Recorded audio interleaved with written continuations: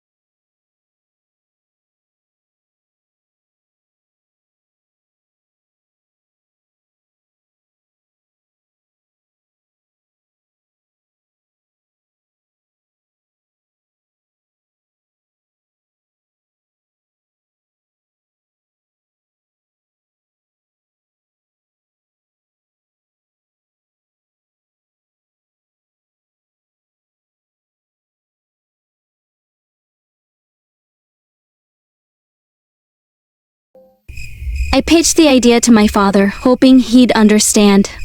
"Papa, Temi Star's concert is a once-in-a-lifetime chance," I pleaded. He shut it down. "Demesola, absolutely not. That music is too wild for your age. Do you want to disgrace this family? Focus on your studies." His words stung, but I couldn't stay mad. It's just me and Papa.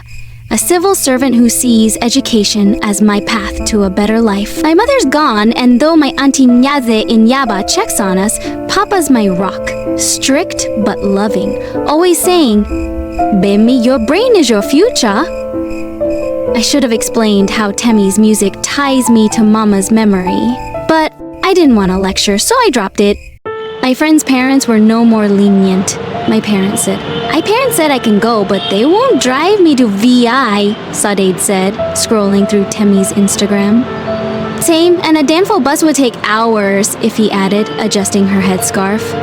"Those buses aren't safe at night," Nikki G said, popping her gum. Then a reckless spark hit me. "What if we take my father's car?" I blurted. Their jaws dropped. "You said you couldn't go," Nkechi exclaimed. "What if he never finds out?" "I have my learner's permit." Sade's eyes widened. "Are you serious, Gabby?" My plan was forming. Borrow Papa's old Toyota Corolla, drive to VI, buy tickets, dance all night, and return before he noticed. Risky, but missing Temi Star felt unbearable. To pull it off, I had to be clever.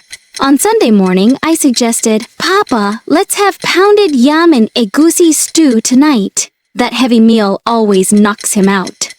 By 7 p.m., he was asleep in his armchair. Agbada sprawled across him, with Nipa's power outage ensuring no fan would wake him. I draped his favorite wrapper over him, whispering, "God, please let this work." Trouble began when Nkechi knocked loudly, whispering, "Gabby, are you there?" I hissed, "Quiet, I'm sneaking out." In my Ankara crop top and sneakers, I was ready to blend into the concert crowd. But the car keys weren't on the parlor table or in Papa's room. Then it hit me. They were in his pocket. Tiptoeing to his chair, I reached into his agbada as he stirred, mumbling, "Femi, is that you?" My heart stopped, but he muttered, "Basta fufu," and resumed snoring. I snagged the keys, nearly dropping them. For a final touch, I arranged pillows under a blanket in my room to mimic me studying. If Papa checked, he'd see his dutiful daughter, not a rebel heading to VI. We piled into the Corolla, Sade in her hele and ripped jeans, Iffy in a modest skirt and scarf, Noe Kitty in a Temi Star t-shirt. Sade filmed for her Instagram story, captioning it, Temi Night. Ify clutched her Zobo, fretting about power outages. Noike passed around Chin Chin, grinning. Gabby, when did you become so daring? I wasn't a great driver, but better than my friends, who'd likely dent the car. Cruising down Ikorodu Road, we blasted Omokba, singing loudly, feeling like Nollywood stars. That confidence shattered at a police checkpoint. Where are you girls going? An officer barked, his torchlight in my face. To a concert, sir, I stammered. At this time, you have a permit? Nkechi leaned in charmingly. Sir, we're just students. I slipped him 500 naira from our ticket money and he waved us on. Grunting, be careful. Thank God, Ify whispered, crossing herself. Then, disaster struck on Third Mainland Bridge. The Kerala shuddered, sputtered, and died, stranding us in Harmattan dust. What's happening? Sade yelled, dropping her phone. We had no money for a tow and our phone signals were weak. This is a disaster, Nkechi groaned, kicking a tire. Area boys emerged, eyeing the car. Fine girls, your car has spoiled. Give us 5,000 naira, we'll watch it, one smirked. We don't have that, I snapped. They laughed and left, but I feared they'd return to strip the car. Cars and okadas ignored our waves. A shiny Prado pulled up, and a man in a flashy kaftan, Chief Ekene, stepped out.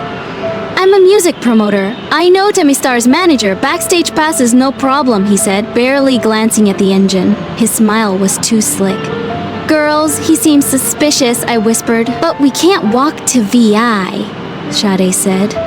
Reluctantly, we climbed into his Prado, my heart pounding. I noticed an old photo in Papa's glove box. A younger him with a guitar beside a woman. I tucked it away, too nervous to think. Back home, Papa woke, checked my room, and saw my pillow daughter collapse. Pemesala, he roared, finding the Corolla gone. This girl will send me to my grave. He called Uncle Jide to drive him to VI, muttering about sending me to Ikiti if I failed JAMB. In Chief Ekene's Prado, the vibe was tense. What are you girls up to? He asked, his grin unsettling. Temi Star's concert, I said, cautiously. I love her song Ice Cream Jollof, he said. Zizi Marina's song. My suspicions soared. He turned off the GPS onto a dark road off Lekki-Epe Expressway. No, stick to the main road, I begged, imagining kidnap scenarios. Nkechi recorded him discreetly, capturing his boasts about handling young girls. Panicking, I lunged for the wheel, swerving us into a pole. Airbags deployed, trapping Chief Ekene. Run! Nkechi yelled. We bolted into the rainy night, our ankara soaked, gilet flapping. After wandering VI's neon maze, we reached Echo Hotel, but the ticket booth had closed. Area boys hawked tickets for 50,000 naira. Unaffordable. This can't get worse, I muttered. Then, Bemisola. Papa stood there, furious yet relieved. You're not angry? I stammered. Oh, I'm angry, but thank God you're safe. You'll pay me back, he said, taking our 3,000 naira for car repairs. We freshened up, and the concert was electric. Temi Star in a glittering Adira gown, fans in vibrant Ankara, Basket Mouth joking about Lagos traffic. Temi's Lagos nights ignited us. We danced shaku shaku and zanku, Sade filming, Ify twirling her scarf, and Keiichi leading a dance battle. Temi's lyrics, live your truth, shine your light, hit deep. I was more than a good girl. We tried sneaking to the VIP section, but were stopped by a bouncer. Still, those hours were magic. Temi's voice pulsing through us. I felt Mama's spirit dancing. Reality hit when Chief Ekene appeared with SARS officers, accusing us of crashing his car and kidnapping him. Where's your guardian? An officer demanded. My father's here, I said, praying. It's my fault, I sobbed, admitting I took the car. Check his car. No real damage. He was taking us somewhere dangerous. Nkechi played her video exposing Chief Ekene's lies. Papa arrived, declaring, I'm their father. Recognizing an officer from church, he slipped him cash. The officers cuffed Chief Ekene, who had much to explain. "Nkechi, you're a genius," I whispered, hugging her. Papa drove us home, lecturing my friends. "Sade, focus on books, not Instagram. Ify, choose wisely. Nkechi, your boldness could break you." They nodded. Though Nkechi winked. At home, Papa grounded me for 2 weeks. No phone, no outings except school and church. "Maybe I've been too hard on you," he said. "Be honest with me." I confess Temi's music reminded me of Mama. He smiled softly. "I got in trouble at your age too." Then, a bombshell. In the 80s, I played guitar for Temi Star's first producer. Her mother and I were close in Abeokuta. I showed him the glove box photo. "Is this her?" He nodded. "Temi's my cousin," I gasped. "No," he laughed. "But I can arrange a meeting." My heart soared.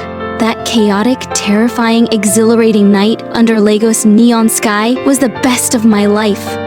What happened next? Another story for another day.